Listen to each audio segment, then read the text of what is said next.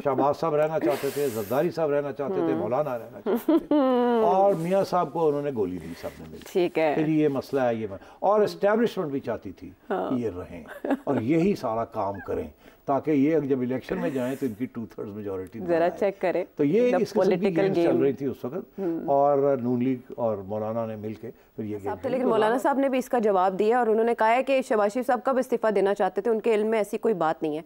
दूसरा, उन्होंने अपने इंटरव्यू में जो कि समा टीवी पर ही नशर हुआ, उन्होंने कहा है कि तहरीक अदम एतमाद के वक्त ना सिर्फ जनरल बाजवा, हमने हमेशा उनका नाम सुना, उन्होंने कहा जनरल फैज़ से भी राब्ते में थे और वो हमसे राब्ते में थे। देखिए ये सब कुछ सच है, फैज़ सब कुछ सच है। बाजवा साहब गेम खेल रहे थे, वो अपनी एक्सटेंशन चाहते थे एक और, वो इमरान पे प्रेशर डाल रहे थे। इमरान चाहता था कि अब ये घर जाएं और जनरल फैज़ को बनाया जाए, ये सारा सिलसिला चल रहा था।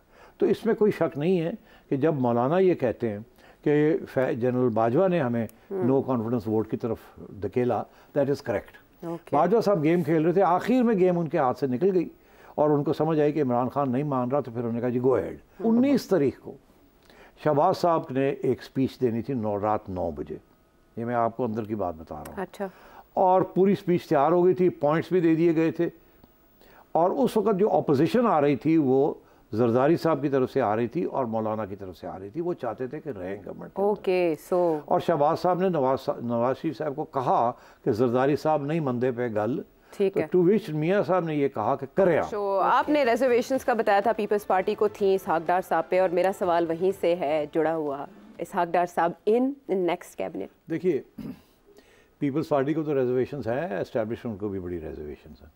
अच्छा। बिकॉज डार साहब के खिलाफ बहुत बड़ा प्रोपागेंडा चला है, इंडिपेंडेंट ऑब्जर्वर्स, इकोनॉमिस्ट, ये वो कि इन्होंने IMF के साथ जो हार्ड लाइन ली उसके साथ बड़ा बैकफायर हुआ वो, और मिफ्ता इस्माइल ठीक जा रहा था और इन्होंने आके ये कहा कि डॉलर मैं इतने पे ले आऊँगा, मगर कर नहीं सके, ये हुआ वो हुआ, और पूरा एक महाज बना हुआ है डार साहब के खिलाफ। अब देखना ये है कि क्योंकि नवाज शरीफ साहब ड्राइविंग सीट में नहीं है, अगर नवाज शरीफ साहब होते तो डार साहब ने बिल्कुल पक्का, मैं आपको बता दूं, फाइनेंस मिनिस्टर बनना था। मगर अगर एस्टैब्लिशमेंट आके शहबाज साहब को कहती है कि डार साहब नहीं बनेंगे फाइनेंस मिनिस्टर, तो फिर डार साहब नहीं बनेंगे। ओके। शहबाज साहब जाएंगे नवाज शरीफ साहब के पास और जाके कहेंगे कि वो भाई लोग नहीं मानते। अच्छा। तो मैं क्या करूँ फिर? तो आगे से वो कहेंगे नहीं आप मनाएं, वो कहेंगे अच्छा मैं फिर जाके करता हूँ, फिर जाके वापस आएंगे, कहेंगे जी वो नहीं मानते, वो किसी और को बनाना चाह रहे हैं। तो ये चीज़ थोड़ी देर चलेगी, उसके बाद जो इस्टेब्लिशमेंट कहेगी वही होगा। उसकी इस्टेब्लिशमेंट का बहुत बड़ा, जैसे आप समझे ना, स्टेक है इकोनॉमी के अंदर, इसीलिए तो SIFC बनाई है, ये किया है, और उसके अंदर आर्मी चीफ खुद इंटरेस्ट ले रहे हैं एंड सो ऑन, और तो इसलिए मुझे मुश्किल लगता है। ठीक है। अब कैंडिडेट्स कौन है? कैंडिडेट्स तो कोई पुराने हैं, कोई नए भी हो सकते हैं।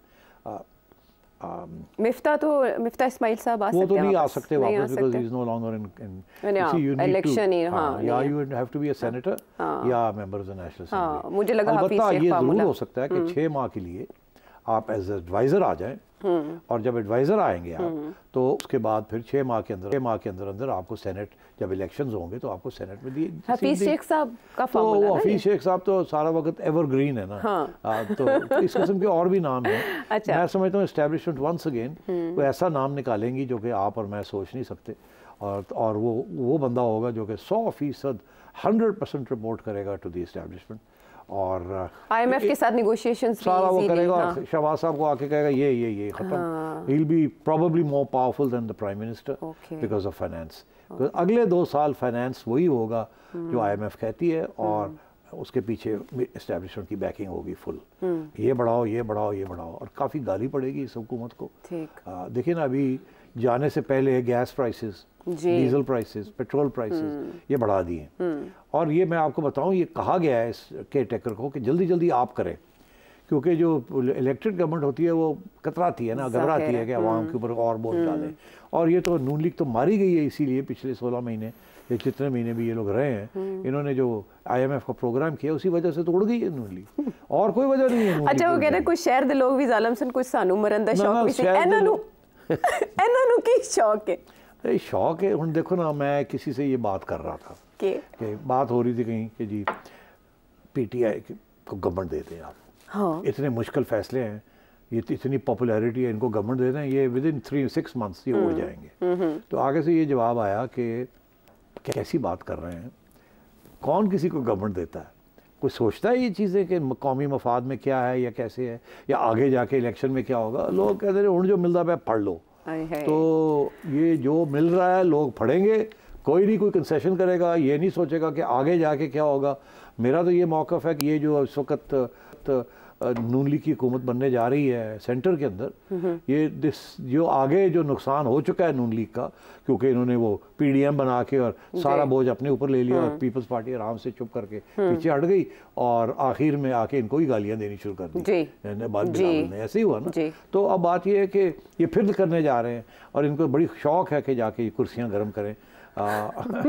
तो मैं ये समझता हूँ कि अगर ये ऐसे रह गए और इन्होंने ये IMF प्रोग्राम पूरा कर दिया, क्योंकि सर के ऊपर डंडा पड़ा हुआ है कि करें आप करें, तो अगर इन्होंने कर दिया तो फिर ये अगली इलेक्शन भूल जाए, ये वाइप आउट हो जाएंगे। बिल्कुल वाइप आउट हो जाएंगे, इनको कभी कोई माफ नहीं करेगा। अच्छा, तो बहरहाल जो झूले तो ले लिए होंगे इन्होंने। तो कैबिनेट में पीपल्स पार्टी आएगी या ऐसे ही इनकारी रहेगी, उन्होंने कहा नहीं आना? देखिए शुरू में शायद ना आए। अच्छा, शुरू में वो बातें करेंगे, ऐसी चीज़ें मांगेंगे जो शायद शहबाज शरीफ साहब दे ना सके। अच्छा, तो और एस्टैब्लिशमेंट भी नहीं चाहेगी कि उनको दी जाए। ओके। तो एग्जांपल मैं आपको देता हूँ, एस्टैब्लिशमेंट चाहेगी कि IPC मिनिस्ट्री जो कि इंटर प्रोविंशियल कोऑर्डिनेशन मिनिस्ट्री है, जहाँ सारी प्रोविंसेस के साथ जो रद्दोबदल होती है या इंटरेक्शन होता है वो IPC। पीपल्स पार्टी चाहेगी कि IPC मिनिस्ट्री उनके पास हो जी, जैसे पहले PDM अभी, अभी भी वो चाहेंगे कि IPC मिनिस्ट्री। एस्टैब्लिशमेंट नहीं चाहेगी, क्योंकि एस्टैब्लिशमेंट कोशिश पूरी करेगी कि ये NFC अवार्ड वगैरह ये चीज़ें जो हैं इनको चेंज किया जाए और थोड़ा सा प्रेशर डाला जाए प्रोविंसेस के ऊपर फेडरल गवर्नमेंट के लिए। तो एक तो ये इशू होगा, दूसरा इशू फाइनेंस का होगा, जाहिर है। और इसी किस्म के और भी इश्यूज हैं। प्राइवेटाइजेशन की बात है, पीपल्स पार्टी एंटी प्राइवेटाइजेशन है, नून लीग प्रो प्राइवेटाइजेशन। फवाद हसन साहब का काम भी देखा हमने, जाते जाते जैसे कहते हैं ना 90% काम कर दिया था। 98% कह रहे थे, फिर अप्रूवल चाहिए बस। बस तो वो अब इलेक्शन कमीशन की वजह से वो रोक दिया गया जी। तो अब जैसे ये आएंगे तो शहबाज शरीफ साहब मोहर लगा देंगे कि जल्दी जल्दी करो। तो शुरू में शायद पीपल्स पार्टी इनका साथ ना दे, मगर थोड़ी देर के बाद पीपल्स पार्टी कहेगी अब हमें इंक्लूड किया जाए। जब ये बड़े ख़तरनाक फैसले हो चुके होंगे ना, जो कि अभी होंगे पहले महीने के अंदर अंदर, सब कुछ बड़े ख़तरनाक फैसले होने पड़ेंगे। जो कि IMF के साथ अब $6 बिलियन की बात हो रही है ना, अगला जो तो वो अगले 2-3 महीने में ये तय पाना है। तो वो मेरा ख्याल है पीपल्स पार्टी सपोर्ट नहीं करेगी इसका, चुप करके बाहर बैठेंगे, कहेंगे कर लो उसी तक, और बजट के बाद आ जाएंगे, और फिर जब बजट के बाद आ जाएंगे। अच्छा, और उसके बाद आके बैठ जाएंगे, कहेंगे ठीक है हम तैयार हैं। तो ये मतलब स्टेप ये तरीके के साथ करेंगे ये पीपल्स पार्टी वाले। ज़्यादा वाइज ही लगते हैं पाकिस्तान पीपल्स पार्टी वाले कि वो जैसे आर नॉट टू वाइज। आपने कहा इस्टेब्लिशमेंट के अप्रूवल के बगैर था डार साहब वाला मामला भी, और आपने एक शो में ये भी कहा था कि पीपल्स पार्टी PTI के साथ नहीं जाएगी क्योंकि इस्टेब्लिशमेंट जाने नहीं देगी। ये सारी ड्रामाबाजी है। लेकिन खबरें आई और शेर अफजल मरवत साहब जो कि पाकिस्तान तहरीक इंसाफ के आउटस्पोकन रहनुमा है, उन्होंने कहा हमसे रब्ता करने किया जा रहा है पाकिस्तान पीपल्स पार्टी की जानिब से, और उसमें भी आसिफ अली जरदारी साहब की जानिब से। फैसल करीम कुंडी साहब ने अलबत्ता बिल्कुल डिनाई कर दिया, उन्होंने कहा वो तो कॉमेडी करते हैं शेर अफजल मरवत साहब। हम CEC में जब फैसला कर चुके हैं हम नून लीग को वोट देंगे वज़ीर आज़म के लिए, तो ये कैसे हो सकता है? आपको लगता है चुपके चुपके कुछ बैकडोर चल रहा है? नहीं, मैं इसमें समझता हूँ ये मरवत साहब ने ड्रामा किया है दिखाने के लिए कि हमारी क्या हैसियत है, लोग आ रहे हैं हमारे पास। अच्छा, अगर कोई गया है पीपल्स पार्टी से तो मेरा ख्याल नंबर 3 नंबर 4 किस्म का कोई बंदा एतजाज़ एहसन कर सकते हैं, रब्ताकारी का काम। उनके पास कोई पावर नहीं है। हाँ, लेकिन वो बुला लिए गए ना पहले, पाकिस्तान पीपल्स पार्टी ने पहले तो उनको एक तरफ करके रखा था, फिर उसके बाद उन्हें एक इजलास पे बुला लिया, साथ बिठा लिया। हाँ, वो करते हैं। जरदारी साहब इजलास पे बुला लेते हैं, उनको सुन लेते हैं, उनको अभी तक निकाला नहीं है, हालांकि एतजाज़ ने क्या नहीं किया देखें। तो इसलिए मैं समझता हूँ कि वो जरदारी साहब देखें ना, रजा रबानी है, वो हमेशा पार्टी लाइन के खिलाफ बात करते हैं, ठीक है ना, तो उनको भी अपने पास रखा हुआ है, क्योंकि वो एक और पर्पस सर्व करते हैं ना, उनका जो ह्यूमन राइट्स का इश्यू है, एतजाज़ को भी इसी काम के लिए रखा हुआ है कि हम नहीं निकालते, खुद जाना चाहे तो चला जाए, मगर वो भी नहीं जाना चाहते, वो खेलते हैं, इधर भी खेलते हैं उधर भी खेलते हैं, और वो अपनी लाइन लेते हैं हमेशा। ठीक, तो जरदारी साहब बड़े इस किस्म के फराक दिल है। हेड ऑन जो इस वक्त चल रहे हैं वो मौलाना और नून लीग चल रहे हैं, हालांकि इससे पहले PDM में मौलाना लीड कर रहे थे और सब इनकी इब्तिदा में ही उन्होंने 16 माह गुजारे, जो पढ़ाया, लेकिन अभी मौलाना साहब ने जो बातें की हैं और उसके जवाब में राना सनाउल्लाह साहब ने जो कहा है, मेरा ख्याल है उन्हीं की ज़ुबानी सुने। यानी कुएं में धकेलने वाले मौलाना साहब थे, लेकिन मौलाना साहब ने भी इसका जवाब दिया और उन्होंने कहा है कि शहबाज शरीफ साहब कब इस्तीफ़ा देना चाहते थे, उनके इल्म में ऐसी कोई बात नहीं है। दूसरा, उन्होंने अपने इंटरव्यू में जो कि समा टीवी पर ही नशर हुआ, उन्होंने कहा है कि तहरीक अदम एतमाद के वक्त ना सिर्फ जनरल बाजवा, हमने हमेशा उनका नाम सुना, उन्होंने कहा जनरल फैज़ से भी राब्ते में थे और वो हमसे राब्ते में थे। देखिए, ये सब कुछ सच है, फैज़ सब कुछ सच है। मैं आपको बताऊँ कैसे, कि जनरल फैज़ और जनरल बाजवा नहीं चाहते थे कि इमरान खान को निकाला जाए, वो चाहते थे कि प्रेशर डाल के कुछ अपने काम करवाए जाएं। अच्छा, दिस वाज द प्लान।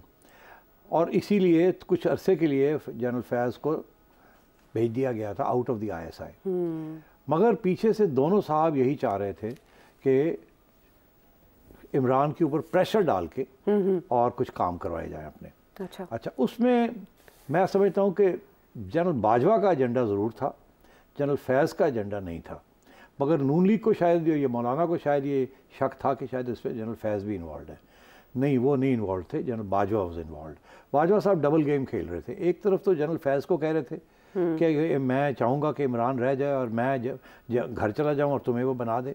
अच्छा। और दूसरी तरफ वो अपोजिशन के साथ उन्होंने राब्ते खोल लिए थे, नवाज शरीफ साहब के साथ भी और शहबाज शरीफ साहब के साथ भी, और उनसे ये कह रहे थे कि आप वोट ऑफ नो कॉन्फिडेंस की तैयारी करें, मैं आपको MQM वगैरह हम डिलीवर कर देंगे और PMLQ भी आपको डिलीवर कर देंगे। और ये मामला शुरू हो गया था नवंबर में। ये मामला नवंबर में 2022 में शुरू हो गया, जब आपने प्रेडिक्शन की थी। मैंने उस वक्त कहना शुरू कर दिया था कि राब्ते खुल गए हैं और वोट ऑफ नो कॉन्फिडेंस तैयार हो रहा है और ये होगा। और वो बहरहाल मैं फिर हमेशा ये देता गया कि जी अब अगले महीने ये होगा, अगले महीने ये होगा, अगले महीने ये होगा। मेरा ख्याल था कि फरवरी तक ये हो जाएगा जी, बिकॉज ठीक ठाक चल रहा था, मगर कुछ चीज़ें मिस हो रही थी। एक तरफ तो ये था कि बाजवा साहब ने जब इन्होंने कहा जी अब करें भी ना, हम इकट्ठा करें, दिसंबर आ गया, तो बाजवा साहब ने कहा कि नहीं, अभी वो एक रेकॉर्डिक का फैसला आना है, तो वो फैसला आने दें, तो उसके बाद हम करेंगे। अभी हम नहीं चाहते कि इस वक्त तब्दील हो जाए गवर्नमेंट, इमरान खान ही मोहर लगा के जाए, रेकॉर्डिक का फैसला अभी ठहर जाए, कुछ और बिल्स तो इस किस्म की चीज़ें थी, अभी ठहर जाए, ये हो जाए, पहले ये हो जाए। और खान से वो करवा रहे थे वो अपने काम, तो इसलिए ये मार्च तक चला गया और आखिरी वक्त तक इनको नहीं पता था कि ये कामयाब होगा कि नहीं होगा। और आपने देखा आखिरी वक्त भी उस दिन जिस दिन सब क्रॉस ओवर किया तो परवेज़ इलाही साहब घूम गए, हालांकि उन्होंने जाना था इनके साथ, और आखिरी वक्त पे वो चले गए खान साहब को मिलने और कहने कि मैं तुम्हारे साथ हूँ। तो वो भी किसी के कहने के ऊपर, और मैं समझता हूँ बाजवा साहब के कहने के ऊपर वो गए थे जी। वो बाद में उन्होंने इंटरव्यू में बताया भी था। अच्छा, तो अब सूरत हाल ये है कि बाजवा साहब गेम खेल रहे थे, वो अपनी एक्सटेंशन चाहते थे एक और, वो इमरान पे प्रेशर डाल रहे थे। इमरान चाहता था कि अब ये घर जाए और जनरल फैज़ को बनाया जाए। ये सारा सिलसिला चल रहा था। तो इसमें कोई शक नहीं है कि जब मौलाना ये कहते हैं कि जनरल बाजवा ने हमें नो कॉन्फिडेंस वोट की तरफ धकेला, दैट इज़ करेक्ट। बाजवा साहब गेम खेल रहे थे, आखिर में गेम उनके हाथ से निकल गई और उनको समझ आई कि इमरान खान नहीं मान रहा, तो फिर उन्होंने कहा जी गो अहेड, और बंदे डिलीवर कर दिए, MQM वगैरह डिलीवर कर दिए। अच्छा, अब आइए दूसरी बात जो राना सनाउल्लाह साहब ने कही है। राना साहब ये कह रहे हैं कि हमें तो मौलाना ने और जरदारी साहब ने रोक दिया फ्रॉम रिजाइनिंग। अब मैं आपको बताऊं हुआ क्या उस दिन, क्योंकि मुझे कुछ इल्म है कि एग्जैक्टली क्या हुआ, बिकॉज चिड़िया की मेरे पास क्या, चिड़िया मैं खुद ही बना हुआ था उस दिन लंदन में बैठा हुआ था, वहाँ और लोग भी थे, मियाँ साहब भी थे, उस अरसे में तो लंदन प्लान की भी गूंज थी ना, तो कुछ बातें हमें भी पता चलती शुरू हो गई। अच्छा, तो वो क्या था, फैसला हो गया था। पहला फैसला ये था कि इंटरिम गवर्नमेंट जो है वो लेनी है या नहीं लेनी। फैसला हुआ लेनी है। फिर ये फैसला हुआ कि अच्छा कौन प्राइम मिनिस्टर बनेगा। पहली स्टेज पे मियाँ साहब की तरफ से रिकमेंडेशन थी कि शायद खाकान अब्बासी को बनाना चाहिए। अच्छा, मगर फिर शहबाज साहब की तरफ से एस्टेब्लिशमेंट का सहारा लेते हुए ये कहा गया कि नहीं, शहबाज साहब को बनाएं आप। तो मियाँ साहब फिर पीछे हट गए, उन्होंने कहा ठीक है शहबाज साहब को बनाते हैं, क्योंकि ये कहा गया कि एस्टेब्लिशमेंट नहीं चाहती कि शायद खाकान आए। अच्छा। वो चाहते हैं शहबाज साहब आए। तो मियाँ साहब ने कहा अच्छा चलो ठीक है शहबाज साहब आ जाए। तो इसमें मेरा ख्याल है शहबाज साहब का भी कुछ रोल था कि जी मैं ही आऊँ। अगली स्टेज ये थी कि कितनी देर रहना है और क्या करना है। अच्छा, उस स्टेज में ये था कि 2-3 कानून जल्दी जल्दी हमने कानून साजी करनी है। एक ये कि नैब को अमेंड करना, हाँ। और ये दूसरा EVMs को ख़त्म करना। तो उसमें एक्चुअली तो ये 2 दिन में हो सकता था, हाँ। मगर उसको खींचा गया आहिस्ता आहिस्ता। हालांकि लंदन से पूरी ड्राफ्ट्स बना के दिए जा रहे थे लॉ मिनिस्ट्री को कि जल्दी जल्दी करें कानून साजी और घर जाएं, और कानून साजी में देर हो रही थी। तो बड़ी परेशानी थी लंदन में, ये देर क्यों कर रहे हैं। फाइनली फिर एक स्टेज ऐसी आई कि मियाँ साहब ने कहा बहुत हो गया, अब आप रिज़ाइन करें और इलेक्शन कराएं। क्यों? क्योंकि उस वक्त नून लीग ने कोई ऐसा कदम नहीं उठाया था जो अनपॉपुलर था। इमरान खान अलबत्ता बड़ा अनपॉपुलर हो चुका था, और उस वक्त अगर ये इलेक्शन करवा लेते तो ये यकीनी तौर पर नून लीग जीत जाती। और इमरान बड़ा अनपॉपुलर हो चुका था, एस्टैब्लिशमेंट के खिलाफ, एस्टैब्लिशमेंट भी उसके खिलाफ थी, अवाम के लिए भी कोई कुछ नहीं किया था 3-4 साल में उसने, और सबको ये इस बात का एहसास था। तो इसलिए ये फैसला हुआ कि जी जल्दी करना है। 19 तारीख को शहबाज साहब ने एक स्पीच देनी थी रात 9 बजे, ये मैं आपको अंदर की बात बता रहा हूँ। अच्छा। और पूरी स्पीच तैयार हो गई थी, पॉइंट्स भी दे दिए गए थे, और उस वक्त जो अपोजिशन आ रही थी वो जरदारी साहब की तरफ से आ रही थी और मौलाना की तरफ से आ रही थी। वो चाहते थे कि रहें गवर्नमेंट। ओके, सो और शहबाज साहब ने नवाज शरीफ साहब को कहा कि जरदारी साहब नहीं मंदे पे गल, ठीक है। टू विच मियाँ साहब ने ये कहा कि करें आप, ये हमने उनकी बात नहीं सुननी, हमने अपनी करनी है, ठीक है। और आप अगर वो कहते हैं गवर्नमेंट चलानी है तो आप छोड़ दें, उन्होंने कहा एक नया प्राइम मिनिस्टर ले लें। आपने गवर्नमेंट छोड़नी है या नए इलेक्शन की तरफ जाना है, या आपने कहना है आप ले लें गवर्नमेंट, आप चलाएं, हम नहीं IMF का प्रोग्राम करेंगे। क्योंकि इसी चीज के ऊपर आपको याद होगा कि मिफ्ता इस्माइल को निकाला गया जी, कि IMF का प्रोग्राम नहीं करना, अवाम के ऊपर इतना बोझ नहीं डालना। मियाँ साहब को हमेशा ये सियासी बड़ी इंपॉर्टेंट फैक्ट्स थे उनके लिए कि अवाम के ऊपर बोझ नहीं डालना, अवाम के ऊपर बोझ नहीं डालना। ठीक है। इन्होंने तो फिर ये वापस मौक़िफ़ ये लिया कि नहीं अब हम गवर्नमेंट रखेंगे। वो और जो एक्सक्यूज़ दिया नून लीग की तरफ से वो ये था, और ये एक दफ़ा नहीं, मियाँ साहब ने भी ये बात कही है और लोगों ने भी ये बात कही है कि दरअसल इमरान खान ने धमकी दे दी थी लॉन्ग मार्च की कि मैं 25 तारीख को लॉन्ग मार्च कर रहा हूँ। ठीक है। और इन्होंने ये एक्सक्यूज दिया कि अगर उस वक्त जब उसकी धमकी आ चुकी थी हम हुकूमत छोड़ देते तो ऐसे लगता हम भाग गए। ठीक है। तो शायद इसकी पॉपुलैरिटी बढ़ जाती। ठीक है। इसलिए फिर हमने ये फैसला किया कि हम रहेंगे। लेकिन फिर उस तरह की माला गले में डाली। ये सारी स्टोरी बड़ी इंटरेस्टिंग है। मगर बात ये है कि अगर ये ऐसी बात भी थी तो 1 महीना और रह जाते, ना IMF का प्रोग्राम करते, 15 दिन और रह जाते, फिर छोड़ देते। फिर क्यों नहीं छोड़ा? फिर कंबल क्यों चिमट गया? रहना चाहते थे, शहबाज साहब रहना चाहते थे, जरदारी साहब रहना चाहते थे, मौलाना रहना चाहते थे, और मियाँ साहब को उन्होंने गोली दी सबने मिलकर। ठीक है। फिर ये मसला है ये, और एस्टैब्लिशमेंट भी चाहती थी कि ये रहें और यही सारा काम करें ताकि ये जब इलेक्शन में जाएं तो इनकी 2/3 मेजॉरिटी। जरा चेक करें तो ये इस किस्म की गेम्स चल रही थी उस वक्त।